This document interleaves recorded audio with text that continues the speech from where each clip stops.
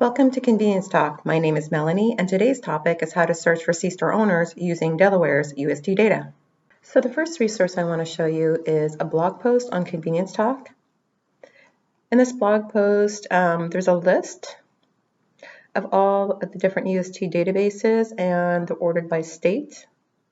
And if I go to and click on this link, I would end up on this page, which is in the Open Data Project's Delaware's dataset, and the specific database, which is underground storage tanks. And if I went to view the data, I would end up on this page.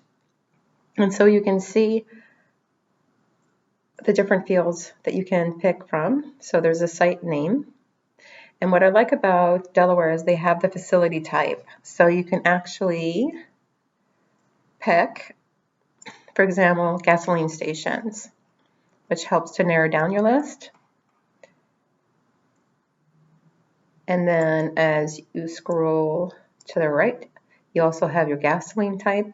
You have your tank status, so you could potentially build a list of all gas stations with tanks currently in place and that house gasoline, for example.